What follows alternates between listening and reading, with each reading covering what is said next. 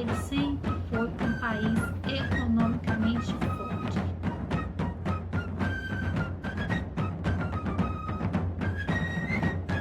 Atacar!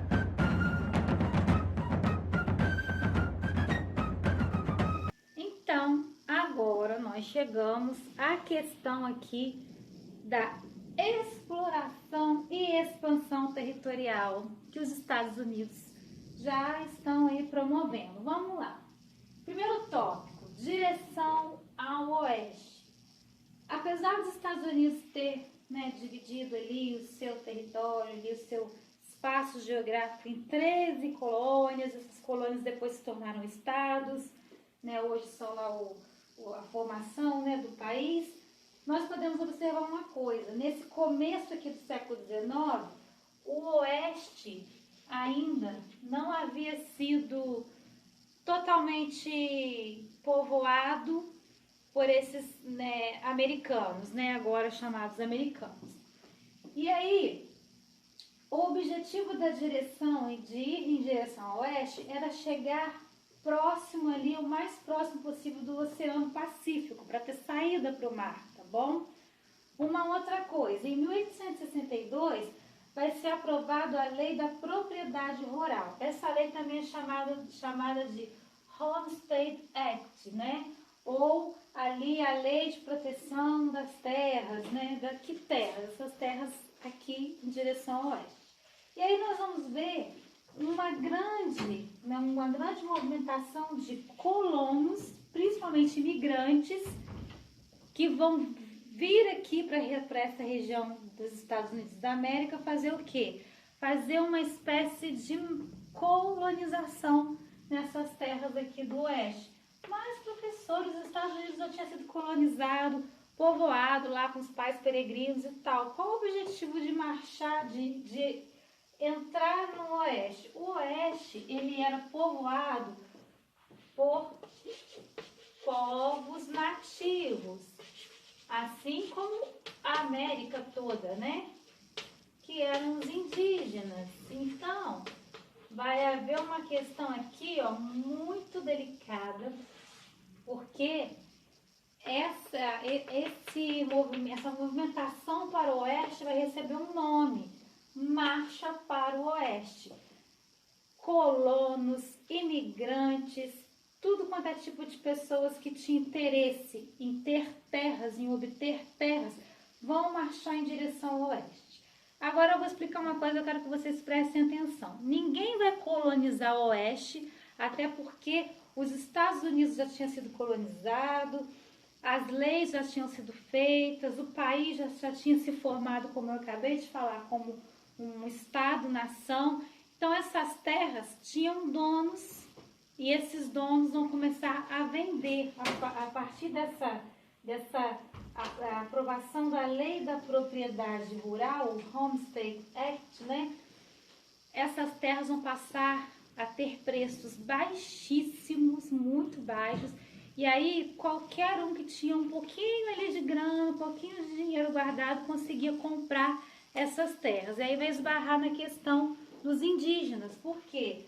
Porque existiam povos ainda indígenas no oeste, e aí essa marcha para o oeste, como vai ficar conhecida, essa movimentação para a região oeste ali dos Estados Unidos, vai ter conflito entre os nativos que viviam aqui e os novos colonos que estão chegando, os novos imigrantes. Assim como no Brasil nós tivemos a imigração entre o final do século XVIII e século XIX, lembra que vieram italianos para cá, veio bastante gente da Europa? Vai acontecer a mesma coisa aqui. Muitos vão vir para a América do Norte, muitos vão se direcionar para a América do Norte. Por quê? Porque as terras lá estão no preço baixíssimo.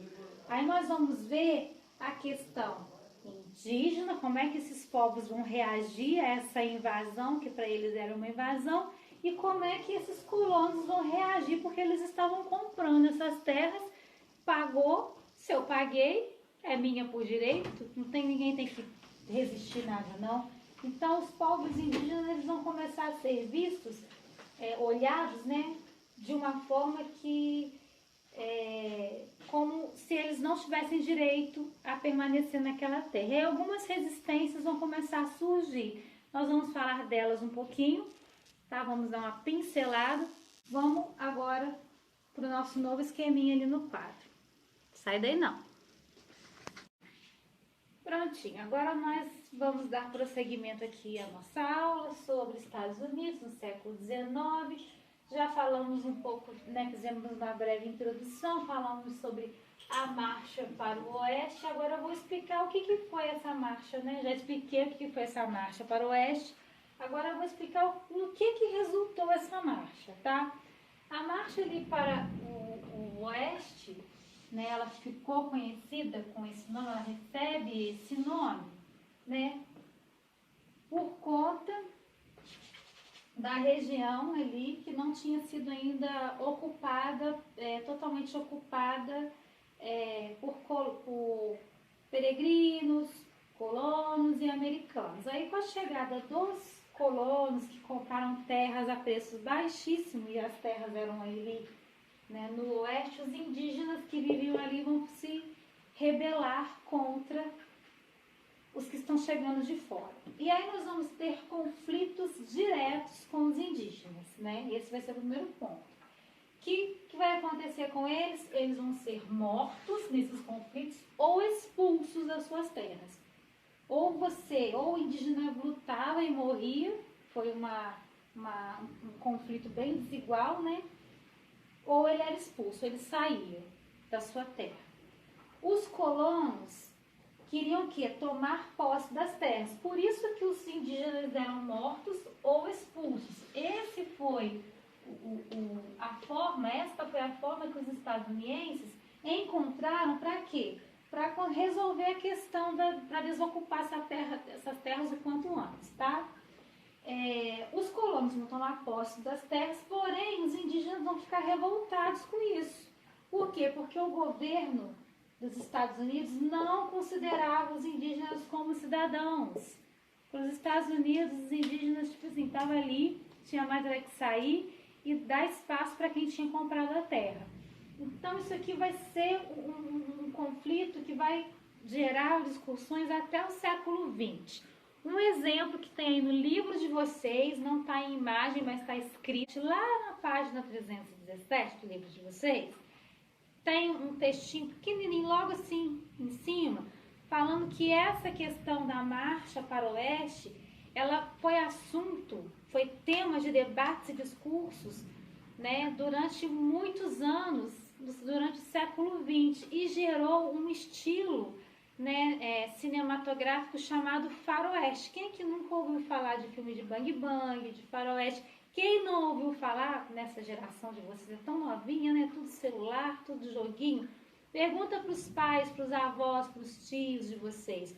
Ou então, entra no YouTube, clica lá, pica-pau, desenho do pica-pau e coloca lá pica-pau versus pele vermelha. Vai aparecer o pica-pau lá, de vez em quando, tentando ocupar lá, bicar lá árvores de terras de algum indígena, né? Então, esse indígena que aparece no desenho do pica-pau, ele é um indígena nativo aqui da América do Norte, tá bom? Eles são bem diferentes em algumas, né, em algumas práticas dos nossos indígenas, tá? Até fisicamente eles vão diferir um pouquinho dos nossos indígenas. E até a forma de vida deles também. Agora, uma coisa a gente não pode esquecer e não pode deixar passar em branco. A terra para os povos indígenas é algo sagrado.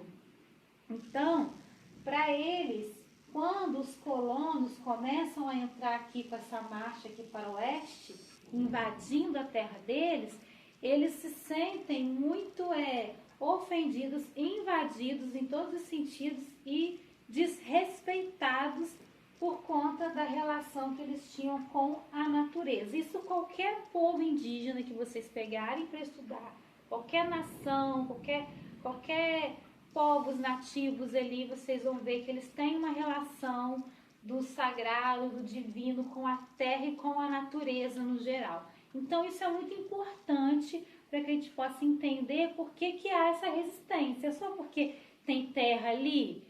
Não, é porque a terra para eles é da terra que eles tiram o alimento, é da terra que eles tiram tudo para a sua sobrevivência. E de repente eles ficam sem terra e ainda morrem por essas terras, né? Então é uma questão para a gente poder questionar.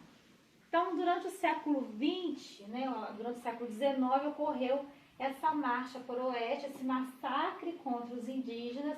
E aí nós vamos falar agora de duas lideranças muito importantes para que vocês possam entender um pouquinho como é que foi aí o resultado aí dessa marcha para o oeste. Eles não ficaram parados de braços cruzados, não, tá? A resistência indígena, ela vai receber também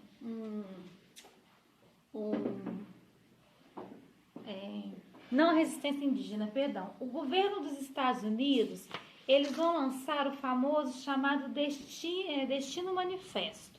Professora, o que é isso? O que é Destino Manifesto?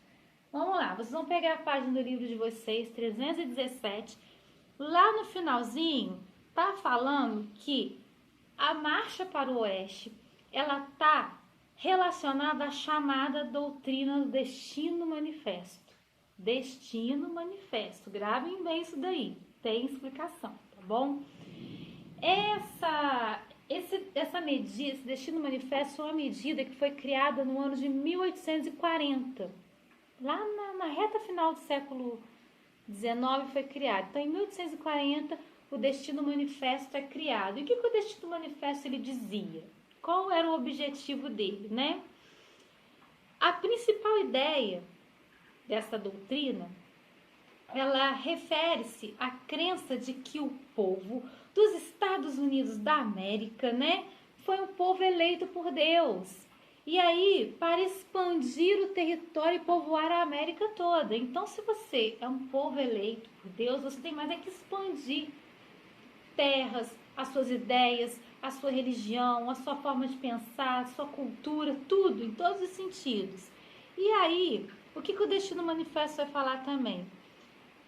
Ele vai desenvolver, através disso, um sentimento de superioridade. Então, geralmente a gente tem aquela impressão de que o norte-americano foi que a colonização americana foi a colonização que mais deu certo, né? Essa é a visão que os historiadores geralmente colocam. Porque se vocês que estudaram aí os povos latinos comigo lá atrás, né? Estudaram colonização aqui do Brasil, feita pelos portugueses. Estudaram a colonização dos Estados Unidos da América, feita lá pelos ingleses, né? Realizada pelos ingleses. O que vai começar a acontecer agora com a nação americana? Ela está se fortalecendo. Nós vimos isso aí para trás agora nos vídeos que passaram antes desse, né? Está fortalecendo, economicamente está se tornando uma grande potência. E aí, de repente, agora eles se dizem a nação, né, que foi eleita para povoar toda a América. E assim, com essa ideia, né, na mente deles, eles têm isso muito enraizado neles, eles são muito patriotas. E aí esse Destino Manifesto, ele vai desenvolver esse sentimento de superioridade. O norte-americano, ele se sente, sim, superior aos demais americanos. Porque se vocês forem olhar para o Brasil está dentro do contexto americano. Ele não é norte-americano, é sul-americano, mas é americano. E aí, por que nós temos que olhar para os Estados Unidos como se eles fossem melhores, né, do que nós? Às vezes nós mesmos carregamos esse sentimento, mas isso não é culpa do brasileiro ou de outros povos latinos, americanos, sul-americanos, não é culpa dessas nações. A questão está com os Estados Unidos. Eles se sentem assim. Então, eles se valorizam.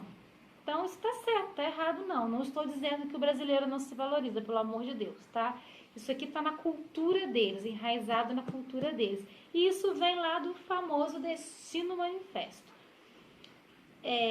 Isso vai ser usado para reforçar uma teoria também étnica de que estadunidenses vão ser superiores a indígenas, africanos e hispânicos, tá?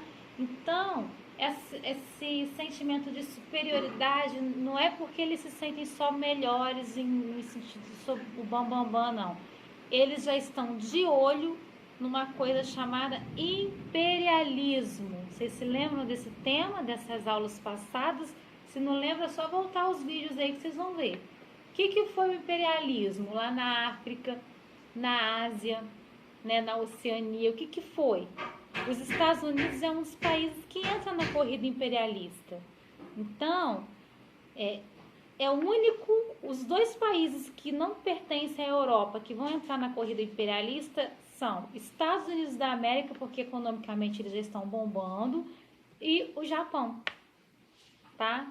Então, nesse momento aqui, o Destino Manifesto, ele foi uma doutrina muito importante para fortalecer essa ideia do americano, do norte-americano, de que eles podiam e deveriam avançar os seus territórios, expandir até para fora dos Estados Unidos, até na corrida imperialista.